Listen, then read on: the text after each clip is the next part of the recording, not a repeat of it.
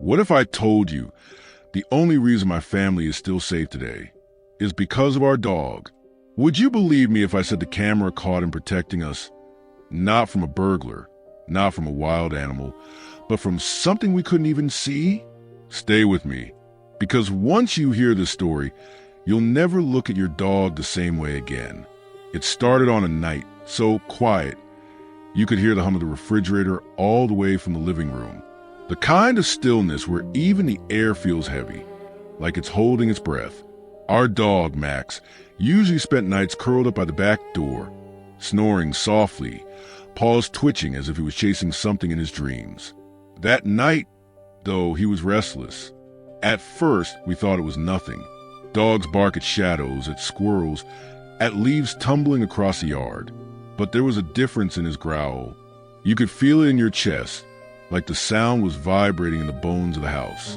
He wasn't warning off a rabbit. He wasn't being playful. He was defending. My wife whispered, "What's wrong with him?" And I remember answering, "I don't know, but I don't like it." Max's body was stiff. His eyes locked on the hallway, ears back, teeth showing just enough to glint in the dim lamplight. That's when I noticed the hairs on my own arms rising, like the room itself had grown colder. I walked over, checked the thermostat, 74 degrees, exactly like it always was. But when I stepped into that hallway, it felt like walking into a cellar. The camera in the corner, the one we had set up months ago for home security, blinked its tiny red light. It was recording. I didn't know then that it would capture the strangest thing we would ever witness in that house. Max barked, sharp, furious, almost panicked. His paws slid on the hardwood as he lunged forward, then stopped, teeth snapping at nothing. The sound echoed, bouncing off the walls. My little daughter woke up and peeked out her bedroom, rubbing her eyes. "Why is Max mad?" she asked, voice trembling. I told her to go back to bed, but she didn't move. She was staring down the hallway too. Not at Max, not at me, but at the space beyond him, the empty space. Her face went pale and she whispered, "Daddy, there's a man. I swear to you, I looked. There was no one there. Just shadows, just air. But Max saw something. And my daughter, she felt something. The way she clung to me told me this wasn't just her imagination." We stood frozen like that for what felt like forever. And then Max charged, teeth bared, barking, growling, snapping at thin air.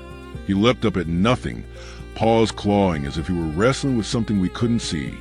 My wife screamed, "Stop him, he'll hurt himself." But I couldn't move. My legs were locked in place. That's when the light above us flickered. Once, twice, then dimmed so low, the hallway looked like the inside of a cave. Max's barking grew more desperate. It was the sound of a soldier protecting his post, even when the odds were impossible. And then it stopped, just like that. Silence. So thick, you could hear my daughter's small breaths. Max froze in the middle of the hall, ears forward, tail down, chest heaving.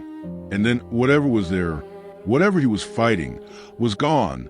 We stood there for a long time, waiting for something to happen, waiting for the world to tilt again. But nothing came, just silence. It wasn't until the next morning that we checked the footage. And that's when everything changed.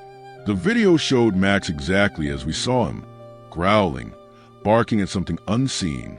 But then, right at the moment the light flickered, the camera glitched. For less than a second, there was a shape. Not a shadow, not a trick of light.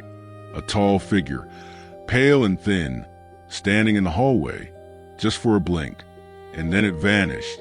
We replayed it over and over, telling ourselves it was compression, a camera error, a glitch. But deep down we knew Max hadn't been barking at nothing. He had been standing between us and something that wanted to step closer. The scariest part wasn't that we caught it on camera. It was what happened after. For the next week, Max never left my daughter's side. Not when she ate, not when she played, not even when she went to bed. He slept at the foot of her mattress, eyes always half open, ears twitching at the smallest sound. It was as if he knew that whatever he'd driven away might try to return. And then, one night, he stopped sleeping at her bed. Instead, he lay by the door, watching, guarding. My wife asked, "Do you think it's really gone?" I wanted to tell her yes. I wanted to believe it. But the truth is, I don't know. What I do know is this: dogs see what we can't. They hear the things our ears were never tuned to hear. They protect us from dangers we'll never fully understand. That night, Max didn't just save us from a stranger in the dark. He saved us from something that wasn't meant to be seen at all. Sometimes, late at night, I'll catch him staring into that same hallway, silent, still, waiting. And every time, I find myself whispering, "Thank you," because whether it was a ghost, a shadow, or something else entirely, I know without a doubt we are here today because of him. So the next time your dog barks at nothing, don't be so quick to laugh it off. Don't roll your eyes and tell them to hush. Maybe, just maybe, they're protecting you from something you'll never have to see.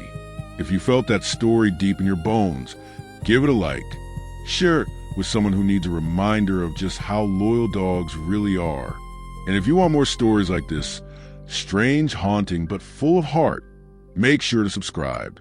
Because sometimes the scariest things are the ones we never see, but our dogs do.